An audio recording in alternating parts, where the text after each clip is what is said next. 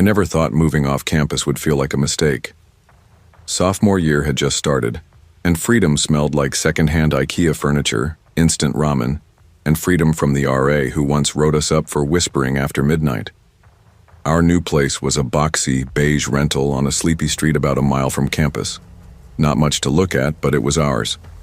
It was me, Harper, and two girls I had bonded with during our freshman year, Mallory and Jess. We weren't best friends exactly, but we had made it through communal bathrooms, dining hall food, and late-night cram sessions together, and that felt like enough. At first, things were great. We were finally out of the dorms. We had a little backyard with a broken lawn chair and a rusted grill we swore we'd use someday. We'd leave the front door open on warm afternoons and blast music while doing laundry or dancing in the kitchen in our socks. But it didn't take long for things to shift. Mallory, she was always the wild one. Loud, funny, the kind of person who walks into a room and makes it hers. At first, it was weed and cheap vodka. Then it was acid tabs and Adderall capsules traded like candy. She made friends fast, especially with a group of guys from off-campus housing who had connections to harder stuff. Jess and I weren't angels, but after a couple of rough hangovers and a terrifying night where Mallory didn't come home until sunrise and couldn't remember where she'd been, we decided to pull back. Mallory didn't. She changed fast, got paranoid, moody, aggressive. She'd snap at us over stupid things like dishes in the sink or whose turn it was to buy toilet paper. Her eyes always looked glassy, like she was seeing something behind you instead of at you. But it wasn't until midwinter that everything really spiraled. It was a Saturday night in February, I think. Snow hadn't stuck yet, but the wind felt like it was slicing your face. We had all planned to go to a party together. Some themed thing a friend of a friend was throwing near downtown. I left early. I had an early shift at the campus bookstore the next morning, and I wasn't in the mood for cheap beer and loud EDM. Jess said she'd walk home with Mallory later, that they'd stick to the buddy system. That was our one rule. No one walked alone. But Mallory didn't come home with Jess. I came back around midnight and crashed hard. I didn't hear anything that night, but when I woke up, Jess was already in the kitchen, red-eyed and silent. She told me that Mallory had ditched her at the party, just disappeared with some guy. Jess had walked home alone, scared and furious. She'd texted Mallory, calling her out. Nothing mean, just honest. Hurt, mostly. Mallory's response was unhinged. She went off. Called Jess a controlling little bitch, told her to grow up, accused her of being jealous. I saw the texts, screens full of insults and threats. At first we laughed it off. It was so over the top it almost didn't feel real. But it kept going. The next morning Jess went to her on-campus job at the wellness center. Mallory showed up an hour later and screamed at her across the lobby. 60 people saw it. She had to be escorted out by campus security. Her mom, who had come into town randomly and was staying with her, stood in the corner the whole time, not saying a word. I was in class when it happened. When I came back, Jess was shaking in her room. Mallory had come back to the house and was pacing like a caged animal. Her mother sat on the couch, stiff as a statue. I tried to make myself a grilled cheese, pretending everything was fine. But the second I turned my back, Mallory cornered me. She's dead to me, she spat, eyes wild, after everything I've done for her. I didn't say anything, just nodded and backed away. My heart was pounding in a way I hadn't felt before, like my body knew something my brain couldn't articulate. I went to my room, closed the door, and sat on the floor with my back against it. That's when I heard Jess come home. She was crying on the phone with her mom, telling her what had happened at work. Then the yelling started. "Don't come in here acting like you're some victim," Mallory shouted. "You abandoned me. I could have been hurt last night." Jess wasn't backing down this time. "You left me. You disappeared with a stranger and didn't even check if I got home safe." It escalated fast, faster than I could process. I opened my door just in time to see Mallory lunge toward Jess, who ran to her room. Mallory slammed the door on her hand as Jess tried to close it. Jess screamed. Her mother stood frozen in the hallway, whispering, "Danielle, please." like she was trying to tame a wild dog. I grabbed Jess and pulled her toward the front door. We made it to the porch, Jess cradling her hand and sobbing. That's when we heard her mother scream from inside, "Put that down!" We froze. Then the door burst open. Mallory stood there, barefoot, eyes blazing. In her hand was a kitchen knife. Not a little paring one of those big chef's knives we barely used. "I'm gonna fucking kill you," she screamed at Jess, lifting the knife above her head. I don't remember deciding to move, I just remember grabbing her wrist and forcing the knife down. We wrestled. The knife clattered onto the dead grass. I kicked it away and screamed for Jess to run. Mallory didn't stop. She turned and ran back inside. I followed just long enough to see her grab another knife, smaller, sharper, and press it to her own throat. "Want to watch me bleed?" she said, eyes locked on mine. "You want that?" "Huh?" her mother screamed. I froze. Something about her eyes told me this wasn't an act. I started to feel the edges of the world blur. Next thing I knew, I was outside again, running down the street with Jess's hand in mine. We banged on the neighbor's door. They let us in without question. The woman wrapped Jess's hand in a dish towel while her husband called 911. We could still hear Mallory's screams from inside our house. Guttural, inhuman sounds that echoed through the whole street. The police came. They brought a crisis team. Mallory was taken to the hospital. We gave statements. We didn't go back for 2 weeks. When we finally returned, it was only to pack. The place felt haunted. Not by ghosts, but by the memory of something breaking, something human unraveling right in front of us. I later learned Mallory had experienced a full psychotic break. Stress, drug use, and a pre-existing condition no one knew about had fused into something volatile. Her mother had tried to intervene but was too afraid. Jess and I moved to a new apartment and tried to finish the semester without falling apart. I still think about her sometimes, about the person she was when we met, laughing in the dorms, dancing barefoot on our crappy kitchen tiles. And I think about that moment on the porch when I knew she was going to kill someone, when my body moved before I could think, when I stopped being scared of confrontation and became scared of what happens when we ignore the signs. I've learned a lot since then, about trauma, about mental illness, about listening to your gut. But most of all, I've learned how quickly the people you think you know can turn into strangers. Sometimes all it takes is one quiet house and one very bad night.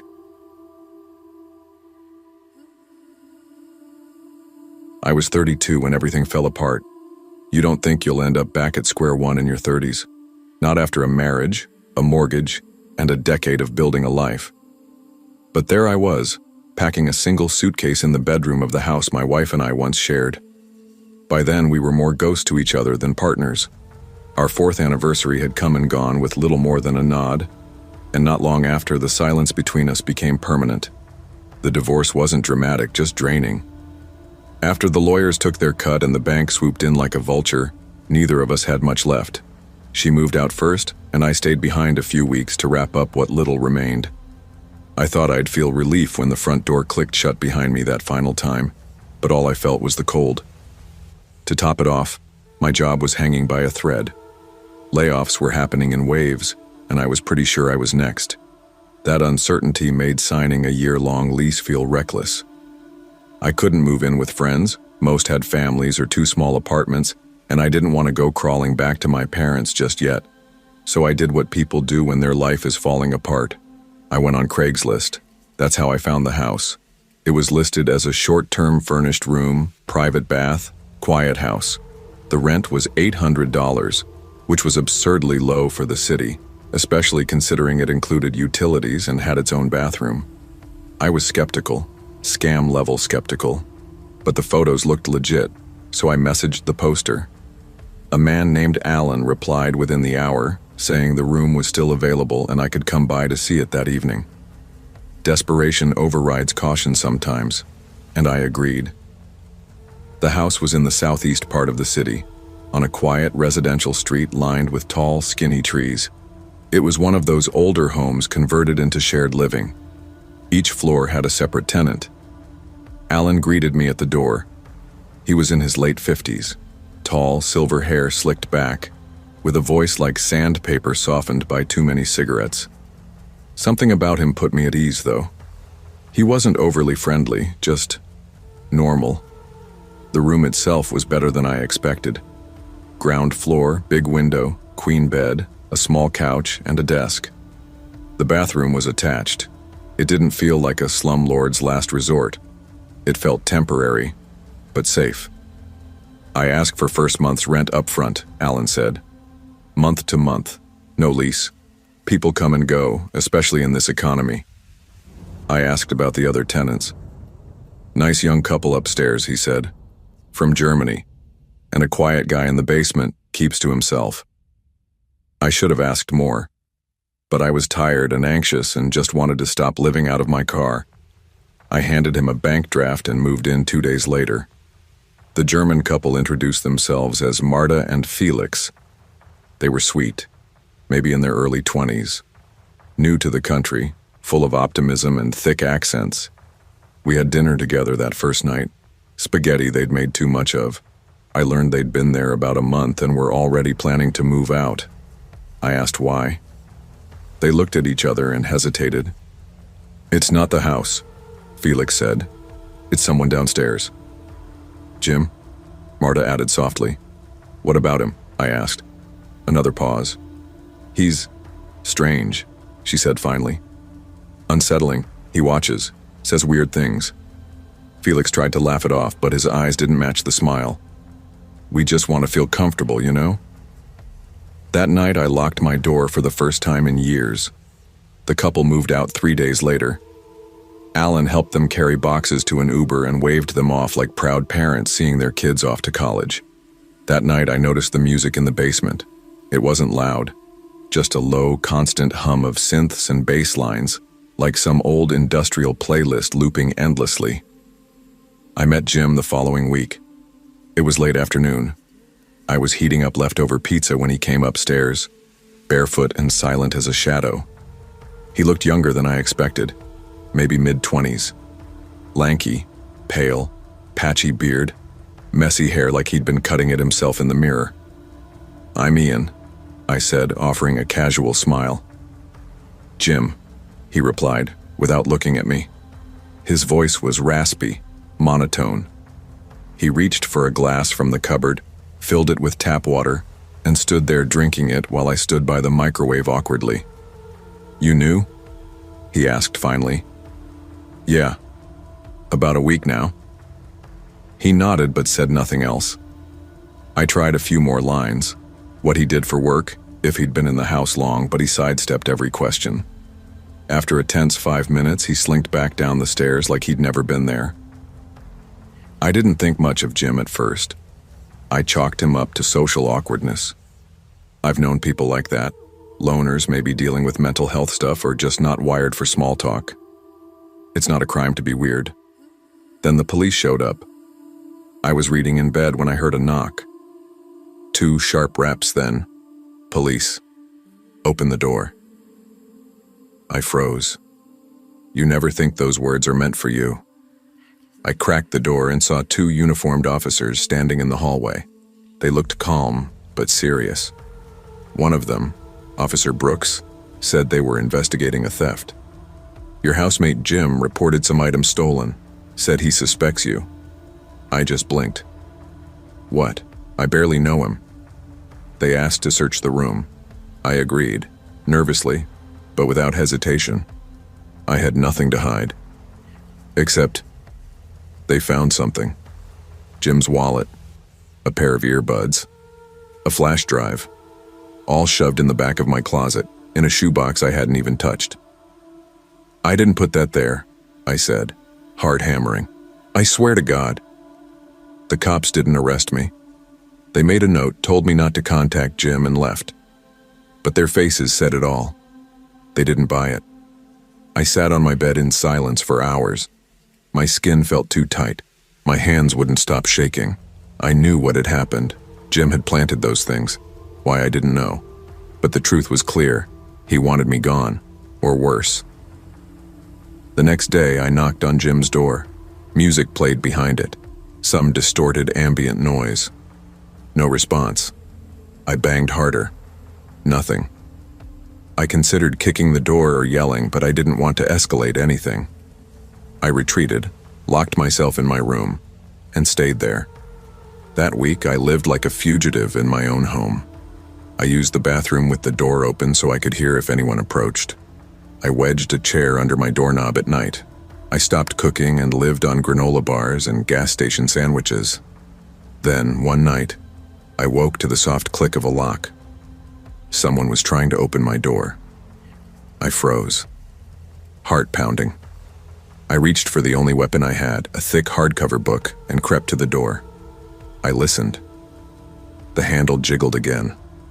Then I flung the door open. Jim stood there, caught. He looked startled, like a child caught sneaking cookies. "Sorry," he muttered. "Wrong door." I stared at him, breathless. "Don't ever come near my room again." He mumbled another sorry and slinked back downstairs. I called Alan the next morning, told him everything. Police, planted evidence, attempted break-in. "I'll talk to him," Alan said, unfazed. "But it's a shared house, man. You've got a lock on your door. That's all I can offer." That was when I knew. I had to get out. I spent every lunch break searching listings, emailing landlords, asking co-workers if they knew of any short-term sublets. Anything to get out now. But Jim wasn't done. A few nights later, I came home late from a friend's place. The house was dark, quiet. I unlocked the front door and stepped inside. Jim was waiting in the hallway. His eyes were wild, bloodshot, hands trembling at his sides. "You told Alan lies," he whispered. "I didn't. You think I don't see it? How you look at me, how you talk to the others?" "There are no others anymore, Jim," I said. "Everyone's gone. Because of you." He lunged. It wasn't graceful, more like a drunk staggering forward, but he grabbed the back of my neck and tried to slam me against the wall. I twisted free, shoved him backward, and sprinted to my room. Locked the door, called the police. When they came, he didn't deny it. They took him away. He was gone for a few days, probably held for observation or something. I didn't care. I packed what little I had, left a note for Alan, and walked out the door. I never looked back. A month later, I moved into a studio apartment across town. It wasn't much, bare walls, ancient plumbing, but it was mine.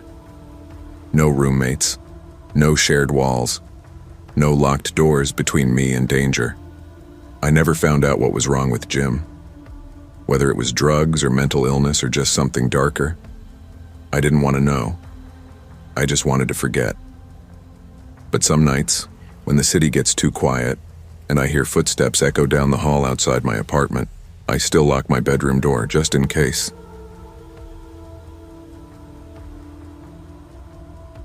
I was 20 when I first moved into Belcroft Hall, a dull, tan brick residence building at Holbrook University in northern Illinois. It was my first year living away from home, though I wasn't fresh out of high school like most of the kids on my floor. I'd taken a couple of years off after graduation to work and save money, helped install HVAC systems in suburban houses during long, hot summers and bitter Midwest winters. So by the time I applied to Holbrook, I was ready, focused, determined to keep my head down and do well. I wasn't there to party or make TikToks in the hallways. When you sign up for residence, they pair you with a random roommate. You can fill out a short compatibility form, but I got the sense that it was more of a formality than an actual screening tool. I marked that I liked quiet, was a non-smoker, and preferred someone serious about school. Pretty standard. My assigned roommate was named Shane. When I walked into room 214 for the first time, he was already unpacked and lying back on the bed farther from the door. His side of the room was chaotic. Band posters slapped on the wall with duct tape, an ashtray already full of cigarette butts by the window, and a huge stereo speaker stacked beside his bed. He sat up and gave me a nod. "You the roommate?" he asked. "Yeah, Ian," I said, offering a hand. "Shane." We shook hands. His grip was dry and loose. He looked older than I expected, probably 22 or 23. a little older than me. Pale skin, greasy dark hair, piercings on both ears, and one above his lip. He wore a faded hoodie from a band I'd never heard of and black jeans with a hole in one knee. He seemed decent at first. A little aloof, maybe, but not hostile. We made awkward small talk while I unpacked my stuff. It was clear early on we weren't going to be best friends. I liked books, late-night walks, quiet video games. Shane was into punk music, dirt bikes, and drinking. He didn't have a laptop or a desk lamp. He had rolling papers, 2 energy drinks on his nightstand, and a chipped Zippo lighter with a skull etched on the side. But I didn't care. I didn't need a friend, just a roommate I could tolerate. The first week or 2 went okay.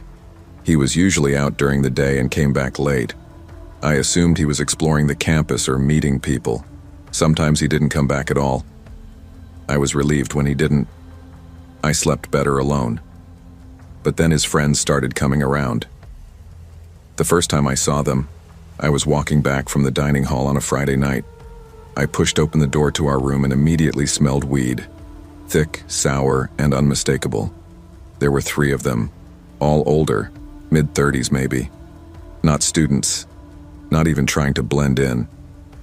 One of them was enormous, bald, wearing a patched-up denim vest over bare skin, jeans torn and stained. Another guy had long hair, a ratty leather jacket, and a look that made my skin crawl, like he was constantly calculating something behind his eyes. Shane saw me come in and barely looked up. "Yo, Ian, you cool if the guys chill for a bit?" I hesitated. Sure. But I wasn't cool with it, at all. They were drinking straight from brown glass bottles and half laughing at some inside joke. I sat at my desk for all of 3 minutes before grabbing my laptop and heading next door to Gavin's room, a guy from my orientation group. Later that night, I came back around 1 a.m. The room was empty, but stale smoke still clung to the curtains. I opened the window and went to bed. Things only got weirder from there. Shane's friends started showing up more often. Once or twice a week turned into almost every other night. They never stayed long, maybe a couple hours, but their presence put me on edge. I'd be lying in bed pretending to study, headphones in, while they joked about fights and cops and things I didn't want to understand. One time I overheard them talking about breaking into a vending machine, not on campus, somewhere off-site, but they laughed like it was a joke. Another time I heard the bald guy say something about parking lot security cams and how to avoid them. Shane laughed and told him to shut up, but it felt real. Not like a joke. Shane was becoming more erratic. Some nights he came in late, his eyes bloodshot, mumbling to himself. He started leaving the window open no matter the weather. Once I woke up and found him standing there at 3 a.m., just staring out into the dark. "You okay?" I asked. He didn't turn around. "Yeah, just thinking." The next morning he was gone again. At some point I stopped sleeping in our room most nights. I started crashing on Gavin's floor or studying until sunrise in the library. I didn't tell my parents. I didn't want them to worry or worse, pull me out and make me commute. One night in November, everything escalated. It was a Wednesday. I remember because I had a midterm the next morning and was in the study lounge until almost midnight. When I got back to the room, the door was slightly open. Inside, Shane and 4 of his friends were sitting in a loose circle. They had beer bottles, something that looked like a modified bong, and one guy was definitely rolling something. I froze. The big guy, the bald one, looked up at me. "You the roommate?" he asked. Yeah," he grinned. His teeth were brown. "You're the quiet type, huh?" "I guess." Shane gestured to me with a lazy hand. "Ian's chill. He won't say shit." I didn't reply. I dropped my bag on my bed, grabbed my charger, and left again. I ended up sleeping in the lounge that night with my hoodie as a pillow. At 3 a.m., I heard shouting from down the hall, loud enough to echo through the floor. Then heavy footsteps, doors slamming. Campus security showed up 10 minutes later. When I returned the next morning, Shane was gone. His friends too.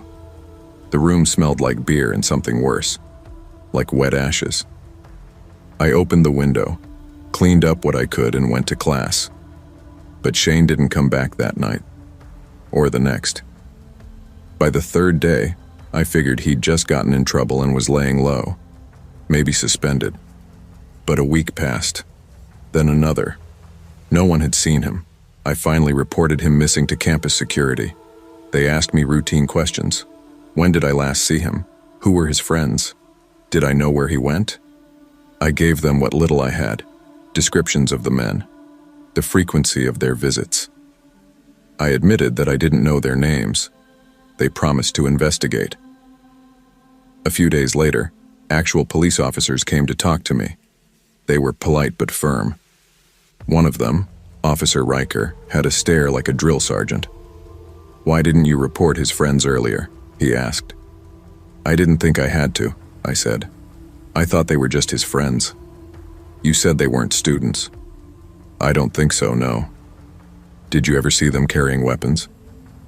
But one time, I thought I saw something in one guy's coat, like a handle.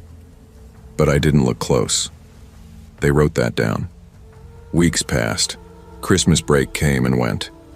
When we returned in January, Shane's bed was still empty, his side of the room untouched. Eventually, the RA came and packed up his things.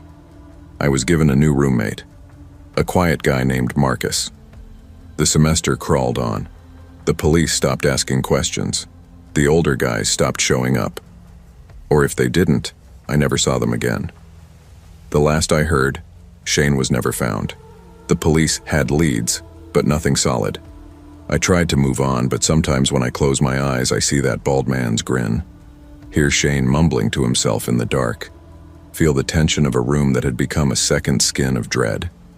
Years later, I saw a face I recognized on a crime documentary about a missing person case in Chicago.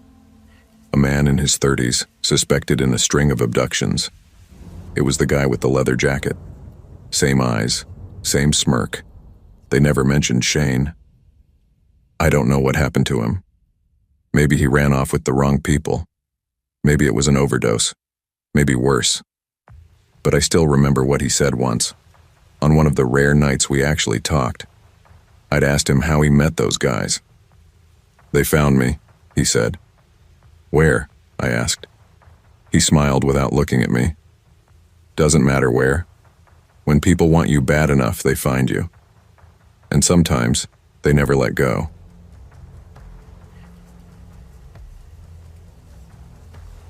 I was 21 when I moved into that old house on Maple Avenue. The place had 4 bedrooms, creaky hardwood floors, and a slanted porch that felt like it might collapse if you leaned on it too hard. Rent was cheap, $375 each, which felt like a godsend for students like us barely scraping by in a small college town in Pennsylvania. I moved in with 3 other guys: Daniel, who I'd known since my first year; Jordan, who was chill and quiet but always cooked way too much food; and Marcus, who I didn't know very well at the time, but we clicked quickly over video games and late-night runs to the gas station.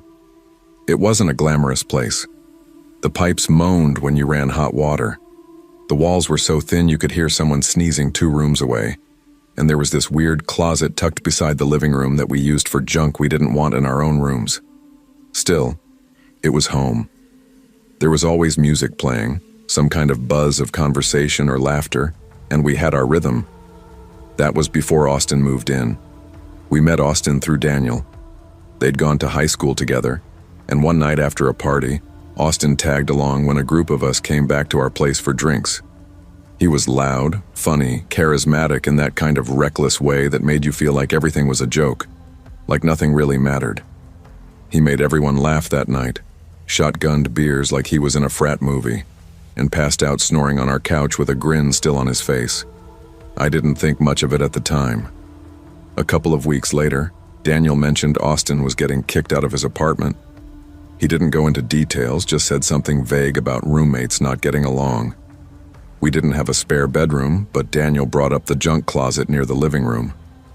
"It's not ideal," he said, "but it's big enough for a mattress. He's desperate, man." We cleaned it out. I remember being surprised at how big it actually was once the junk was gone. No windows, just a single light bulb hanging from the ceiling and a wall outlet that sparked once when I plugged in the vacuum. "He can stay here?" I asked. Marcus shrugged. "He pays rent, who cares?" So, Austin moved in. At first it was kind of fun. He was always up for a beer or a movie. He made killer grilled cheese at 2 a.m. and had this habit of pulling people into conversations whether they wanted to talk or not. He had stories, crazy stories, that didn't always sound true, but you wanted to believe them anyway. But within a few weeks, things started to feel off. He didn't seem to go to class anymore, though he insisted he was still enrolled. He was always broke, yet somehow never ran out of weed. His room started to smell like stale smoke, sweat, something chemical. We avoided it. He kept the door shut most of the time anyway. Then the smaller things started. Jordan noticed money missing from his wallet. Just a 20 here and there, but enough to feel strange. One day I came home and found my laptop moved slightly on my desk, like someone had picked it up and put it back down wrong. Daniel's PlayStation controller disappeared, only to reappear in the living room a few days later. Marcus mentioned that one of his textbooks vanished, then came back with a different crease in the spine. We started watching each other, subtly, locking our doors more, marking cash, checking our drawers. Austin always acted like nothing was wrong. "You guys are paranoid," he laughed one night, feet up on the coffee table. "You think I'm casing the place?" No one answered, but we were all thinking it. The turning point came on a Thursday afternoon. I came home from class and checked the mail like usual. It was mostly junk, pizza coupons, grocery flyers, a credit card offer. But one envelope had my name on it, and it was already partially opened. Inside was a brand new credit card with my name printed on it. I froze. I hadn't applied for anything. When I called the company, they told me I had applied online a week ago using my full name, birthday, and current address. I canceled the card on the spot. My stomach churned. I remembered that I'd left a folder with my passport copy and social security number in the desk drawer in my room for an internship application. My door hadn't been locked that week. I told Daniel and Marcus that night. "We need to talk to him," I said. "Maybe there's another explanation," Jordan offered weakly. But even he didn't sound convinced. When Austin came back that night, we sat him down in the living room. I didn't go in accusing. I just asked him if he'd seen the letter or if he knew anything about it. He exploded. "What the fucks are you saying, huh? That I'm stealing from you now?" His voice was sharp and loud, and his face went red almost instantly. "You think I'm some piece of shit criminal?" "I'm just asking," I said, trying to stay calm. "Someone opened my mail. Someone applied for a card in my name. I don't know shit about your mail," he said, stepping toward me. He kept walking until he was right over me, fists clenched, chest puffed. "Stand up," he said. "Say it to my face. I'm not gonna fight you, Austin." He grabbed the collar of my hoodie and yanked me halfway off the couch. Before I could react, Marcus jumped up and shoved him off. Austin staggered, then threw a wild punch that hit Daniel in the side of the head. That was it. We all piled on, pinned him down. Eventually, he stopped struggling. We let him go. He stormed out without a word, slamming the front door so hard the frame cracked. My hands were shaking. Jordan was silent. Daniel had a bruise on his jaw. We changed the locks the next morning. He disappeared for a while after that. Days passed with no sign of him. I tried to forget. I called the police and reported the credit card fraud, but without solid proof, they couldn't do much. They gave me a number for a financial crimes unit. The house was quiet again. For a moment, I thought maybe that was the end of it. Then, one night around 3 a.m., I woke up to the front door creaking open. It wasn't loud, just that long, slow groan of old hinges, enough to freeze the blood in your veins when you know it should be locked. I held my breath. Footsteps creaked up the stairs, heavy, deliberate. My door burst open. It was Austin. He didn't say anything, just marched into the room and grabbed me by the arm, yanking me out of bed so fast I hit the floor hard. My shoulder cracked against the wood. I shouted. Marcus and Daniel came running. They tackled him again, but he fought back harder this time. We managed to pin him again long enough for me to grab my phone and call the cops. This time, we pressed charges. When they searched the small blue plastic bin in his room, the one he kept under his bed, they found used needles, a burnt spoon, lighters, a tiny scale, and little plastic baggies. Heroin, meth, pills I didn't recognize. It was all there. The cops said he was lucky we called them. Said things could have gone a lot worse. I didn't feel lucky. I felt shaken, violated. He was sentenced to a short jail term. Not enough, in my opinion, but enough to get him out of our lives. After that, we sealed that little room shut and turned it back into storage. None of us ever went in there again. By the end of the semester, Austin had dropped out. Rumor had it he moved to West Virginia to live with a cousin. I never checked to see if it was true. Sometimes I still wake up at 3 a.m. and listen, just to be sure the front door is still closed, still locked, still safe, because I'll never forget how quickly someone you barely know can become your worst nightmare, and how danger doesn't always knock. Sometimes it already has a key. Sometimes it's already inside.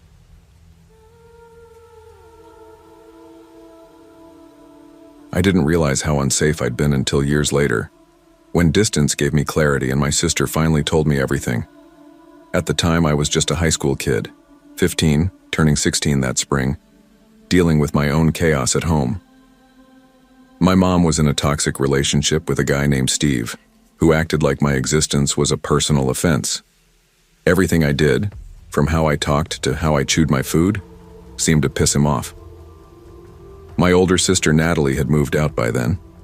She was 7 years ahead of me and living in a rental house with her fiancé, a guy named Josh, and a couple roommates they found online. Visiting her place was my only real escape. I'd spend entire weekends there, sleeping on a futon in Josh's office just to get away from the shouting and slamming doors at home.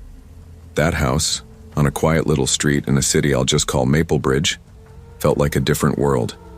Clean, calm, and full of laughter when it was just Josh, Natalie, and their other friend-turned-roommate, Brian. But there were 2 other people living there too. And that's where things get complicated. Their names were Derek and Lena.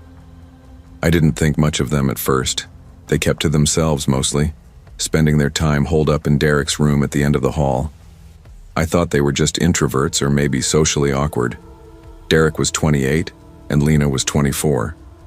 He had the kind of pale, unhealthy look that comes from living off energy drinks and LED light, and Lena never spoke. I'm not exaggerating. Not once. Not to me, not to Natalie, not even when I said hi directly to her face. She'd just blink and walk away. Still, I ignored the weirdness. I was used to walking on eggshells at home, so quiet roommates weren't a problem. And besides, I wasn't really there for them. The office I slept in was downstairs next to the half bath. That bathroom wasn't great. It didn't even have a proper shower, just an old tub with a janky curtain. But for some reason, Lena always used it, even though there was a nicer full bathroom upstairs. I chalked it up to her being quirky and didn't ask questions. That was my mistake. Natalie and Josh had found Derek online. He seemed like a quiet guy who paid rent on time and wouldn't throw parties, which was exactly what they wanted. Lena came into the picture later. She wasn't on the lease, just kind of appeared one day and never left. Everyone assumed she was harmless, just awkward. In hindsight, Natalie told me, they were too trusting. They just wanted to believe the best about people. Brian, the other roommate, had his suspicions early on. He told me later that he saw Derek watching me once from the hallway when he didn't think anyone was around. But back then, none of us connected the dots. One weekend in April, I stayed over to catch up on a big project. I was pulling a late night in the office, laptop open, headphones in, running on caffeine and stress. I remember hearing the bathroom shower turn off but didn't think much of it. 10 minutes later, I looked up from my screen, and that's when I saw her. Lena. She was completely naked, standing in the hallway just outside the office door watching me. I froze. The door was cracked, just a sliver, but I saw her eyes, locked on me, unblinking. I whispered, "Lena?" And just like that, she turned and walked away. No words, no reaction. I told myself I imagined it. I was sleep-deprived, amped up on soda and sugar. My brain was playing tricks. I didn't mention it to anyone. But something changed after that. I started keeping the office door fully closed, wedging a chair in front of it when I slept. It was an instinct more than anything, like my body knew something my brain refused to admit. About a month later, Brian brought up something odd. He was frustrated because he'd found smudged fingerprints on the outside of the office window, my window. It faced the street and the blinds didn't cover it entirely. He thought it was just some neighborhood creep or a bored teenager playing games.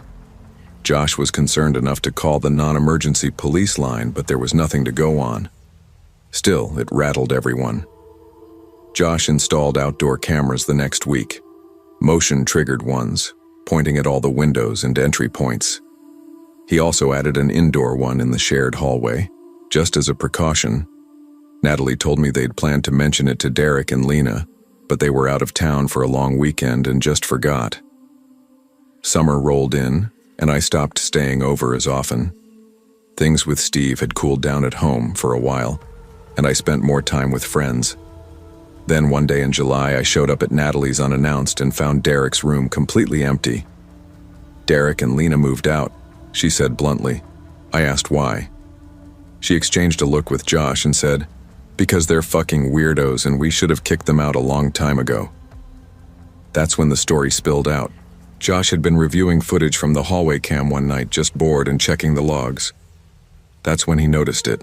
Lena, emerging from the bathroom after her late showers, creeping up to the office door and staring through the crack. Not once, not twice, multiple times. Sometimes for 20 or 30 minutes. Just standing there, watching me sleep. It made him sick. He went back through older files. She did it almost every night I was there. But that wasn't all. The camera outside the office window showed Derek, standing in the shadows, peeking into the room. Not every night, but enough. Enough to see me changing clothes.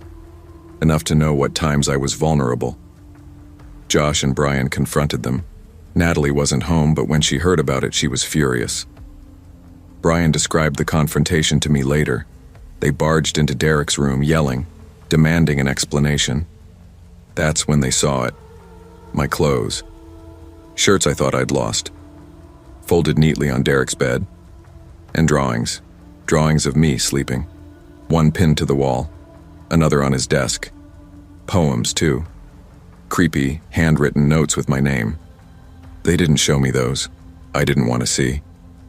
And the final straw? Security footage of Lena, caught in the kitchen, spitting into my drink, deliberately, laughing silently. Derek, on another night, seen licking the apples I kept in the fridge, pouring regular milk into my lactose-free bottle. No one told me at the time why I'd been getting so sick. Josh gave them 2 hours to get out, no cops, just a threat. Leave now, or we will call the police and show them the footage. They left. I wish that were the end, but it wasn't. Months later, Natalie and I were having wine on her porch when she told me there was more. "You remember how you got sick that one weekend?" she said. "It wasn't your stomach. It was them. We didn't tell you, but the cameras caught more. Stuff we didn't want you to see." I went still. She looked down. "I'm sorry we didn't tell you earlier. We didn't want to traumatize you more than you already were." I asked what else they'd seen. "They used to talk about you," she said, "in the footage, when they didn't think anyone was home, whispering about your hair, your skin, how innocent you looked." I felt like vomiting. I still do writing this. I'm 20 now. I've had time to process it, to look back and see all the warning signs I missed. How Lena never spoke, but always watched. How Derek never smiled, but always listened. How the two of them built a fantasy in their heads and used me to fill it. The worst part? I never would have known if Natalie and Josh hadn't installed those cameras. It still haunts me. What might have happened if they hadn't? If I'd stayed over one more time? if the door hadn't been locked, if they'd waited until everyone else was asleep. I still check windows. I still wedge chairs under hotel doorknobs. I still feel sick when I open a drink I didn't pour myself. Sometimes people ask why I'm so jumpy, why I don't stay over at friends' houses, why I never accept food I didn't prepare. I just say, bad roommates once. That's all. But it was more than that. It was a slow, deliberate invasion of my safety, my privacy, my body, and I'll never let that happen again.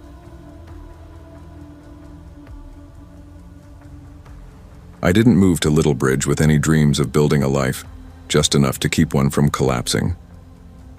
It was late summer in 2016 when I left my ex, my job, and most of my belongings behind in a town 2 hours north.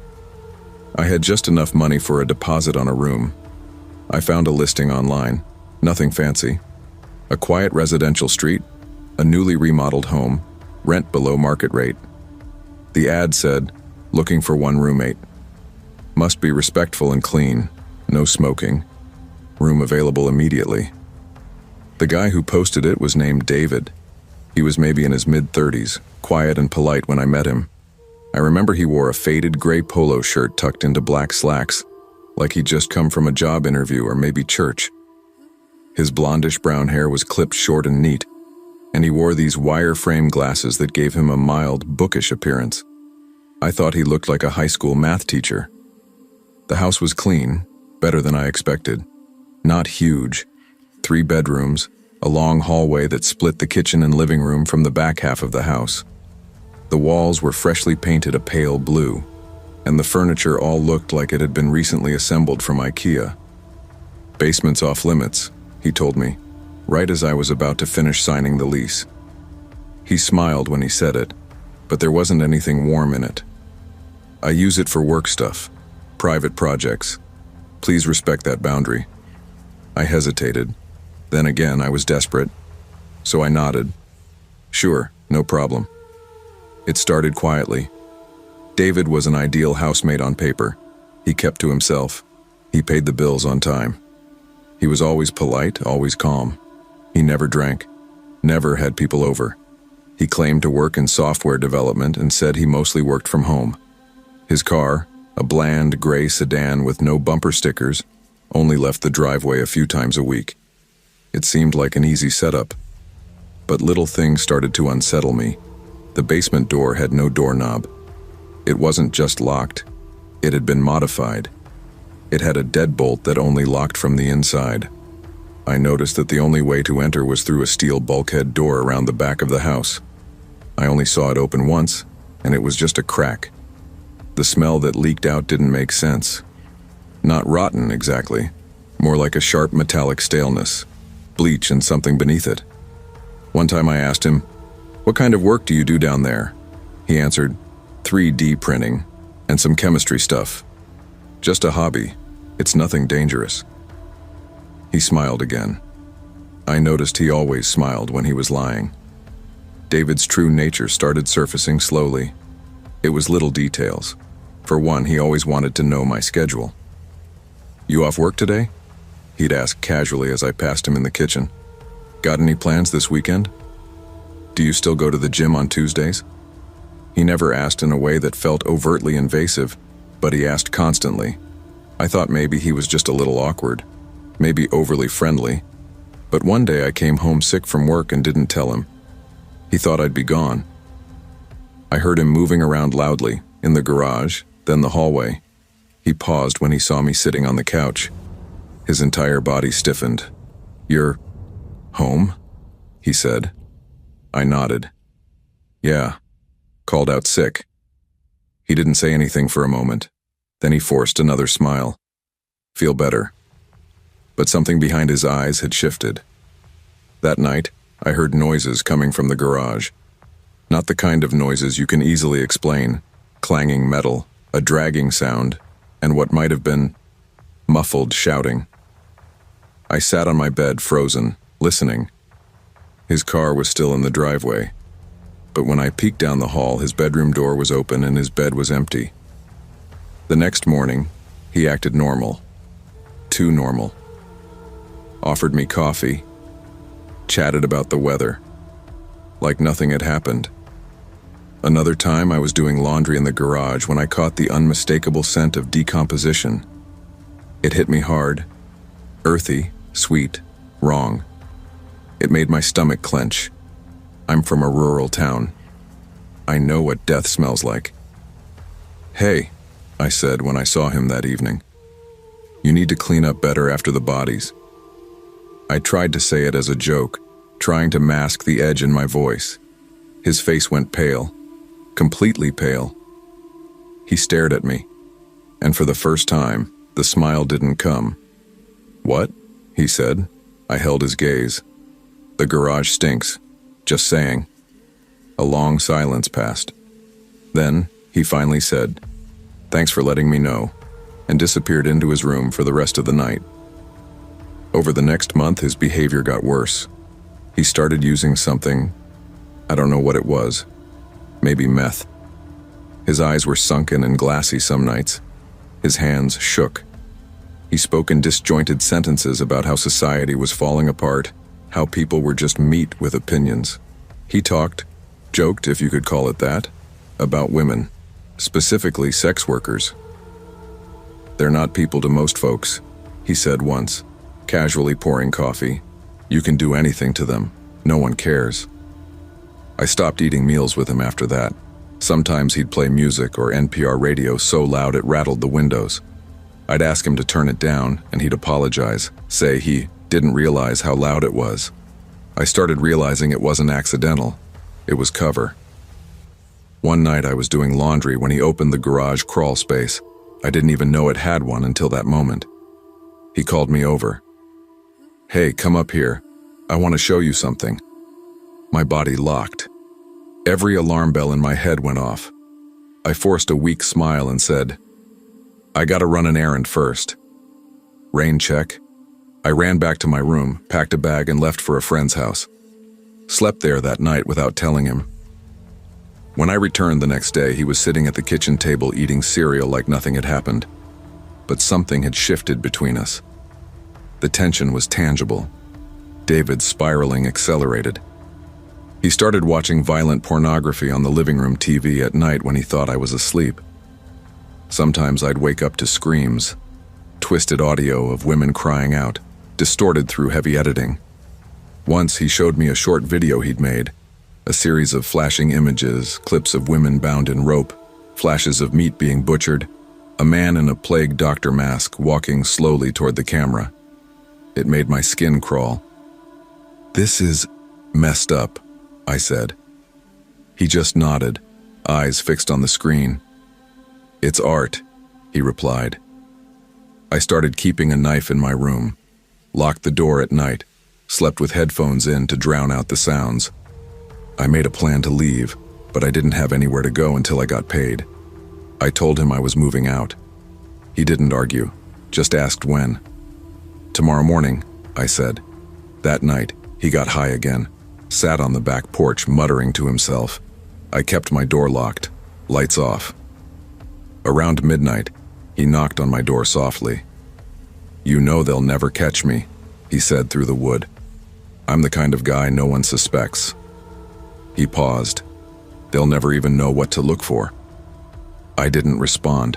I barely slept. I left at sunrise.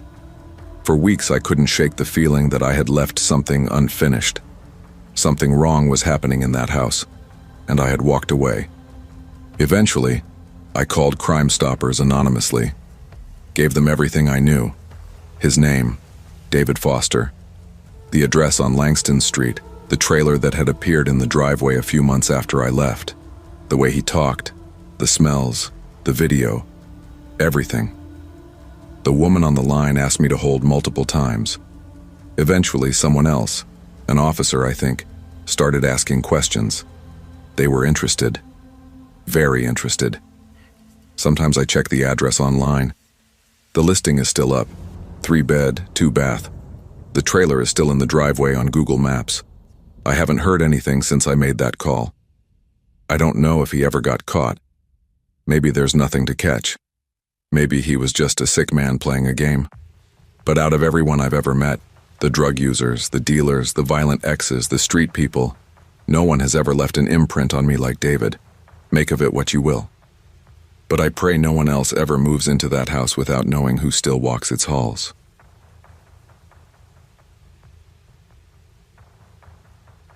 I never hated dogs.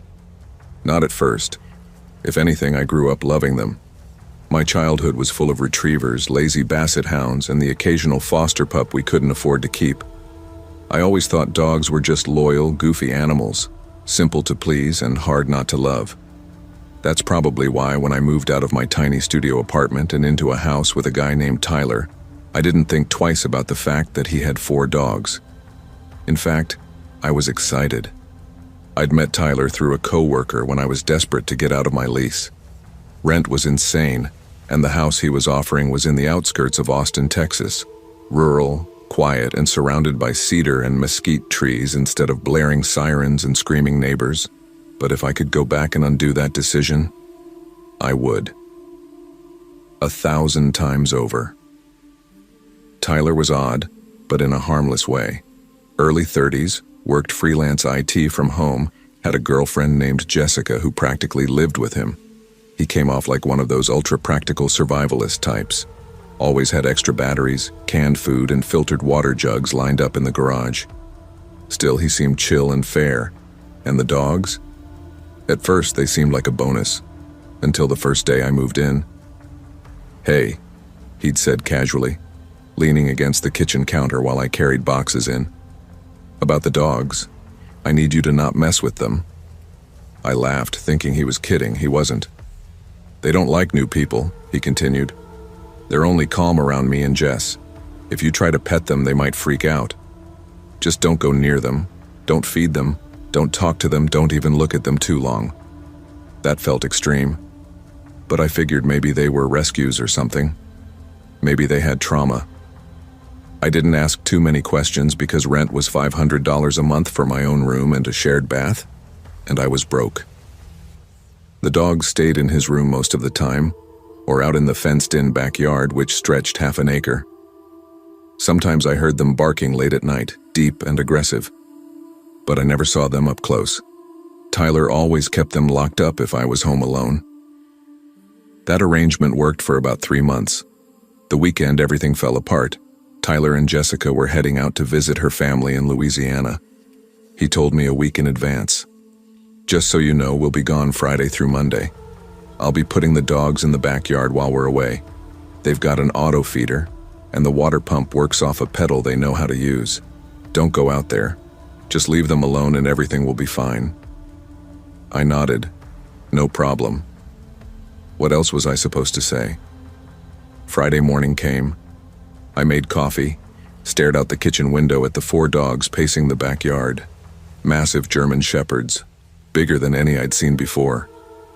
They stared right back at me, unmoving, eyes hard. It felt like a warning. I turned away and tried to shake off the unease. I left for work around 8 a.m.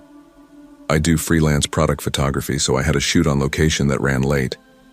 Afterwards, I hit the gym and didn't get home until almost 6:30 p.m. As soon as I stepped through the front door, I felt wrong. It was too quiet. No barking, no scratching, just a weird pressure in the air. I turned toward the kitchen and froze. Shards of glass glittered across the tile floor. The sliding glass door was shattered. The frame hung askew like something had forced its way through with raw power. Panic struck me all at once, like a bucket of ice water dumped over my shoulders. I turned to run and heard the growl, low, guttural, close, too close. I didn't look. I couldn't. I just bolted for the stairs. I heard claws scrabbling across hardwood behind me, getting louder with every step. My only thought was, don't fall. If I tripped, I was done. I barely made it to my room, slammed the door shut, locked it. No phone. It was still in my gym bag, which I'd left in the car. I checked the window, praying I could scream for help, but remembered instantly, we lived a mile off the nearest main road, and our closest neighbor was 2 pastures away. I was trapped. I sat there in the silence, heart racing, blood pounding in my ears. Then came the first hit. Bam. Something large slammed against the door. The frame groaned. Another impact. This time followed by scratching, desperate, frenzied, like they were trying to dig their way through the wood. I backed away, whispering, "Oh my God," over and over. I didn't know how many dogs had gotten inside. I had only seen one, but maybe they were all loose. Maybe they were hunting me together. The door shook again. I ran to the connected bathroom, slammed that door too, and locked it. It wasn't much, but it was another barrier. I climbed up onto the counter and curled my legs underneath me, gripping the edges so tight my knuckles turned white. That's when I saw the small window above the sink, maybe 2 feet wide, 3 feet tall. Too small for comfort, but maybe just big enough. I hesitated for only a second before scrambling up. It took everything I had to wedge myself through, twisting my shoulders and hips at painful angles. My head scraped the top of the frame. My knee caught on a screw and tore my jeans, but I made it out. I collapsed onto the shingled roof and rolled to the edge, hiding behind the chimney out of sight from the window. My body was shaking. That's when I felt the sting. I looked down and saw blood soaking through the back of my left leg. A bite, deep and wide. The adrenaline had hidden it until now, but the pain came roaring in, hot and sharp. I stripped off my flannel and tied it around my calf as best I could. Night fell. The wind picked up. The stars blinked above like indifferent eyes. I was alone. No food, no phone, no way to call for help. I could hear them below, their claws clicking across hardwood floors. Occasionally a bark would ring out, a snarl, the sound of something being knocked over. They were still searching for me. I stayed on that roof for 2.5 days. There was an old garden hose hooked to a spigot on the roof, likely installed to clean off leaves. I drank from that when I had to. I didn't eat. I couldn't sleep. Every time I nodded off, I jerked awake at some new noise. I started hallucinating near the end. Heard voices, saw movement that wasn't there. I kept thinking I'd hear sirens or footsteps or even just a bird. But it was silent. The kind of silence that rings in your ears. Monday morning, I heard a car pull into the driveway. The engine cut off. Car doors opened. I couldn't even speak at first. I just started crying. Tyler's voice rang out from below. What the hell happened? Jessica saw me first. Oh my God, Tyler, she's on the roof. He wrangled the dogs back into his bedroom like it was nothing and helped me climb down through the bathroom window again. When I showed him my leg, he turned pale. Shit, I'm so sorry. But that apology didn't last long. As soon as I said I had to go to the hospital, everything changed. Hey, maybe you don't have to say the dogs did this, he said, nervously rubbing the back of his neck. It was probably just the glass, right? I stared at him. No, I said. One of them bit me. I'm not lying to the hospital.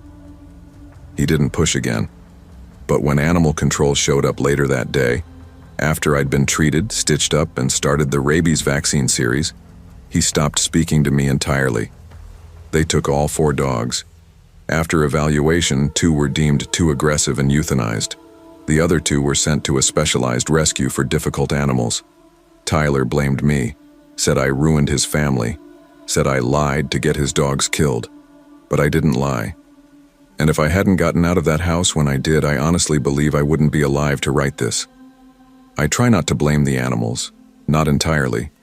They were isolated, territorial, and conditioned to rely on one person. Tyler never should have left them alone. Not like that. Not in a home they weren't trained to share. I moved out the same week, took what I could carry, and didn't look back. These days, I live in a small apartment in the city. I have 2 cats. They don't bark, they don't bite, and most importantly, they don't try to kill me. Maybe one day I'll be able to look at a dog without flinching, but not yet. Maybe not ever. The real moral here? Never trust a man who tells you not to go near his dogs, especially if he doesn't tell you why.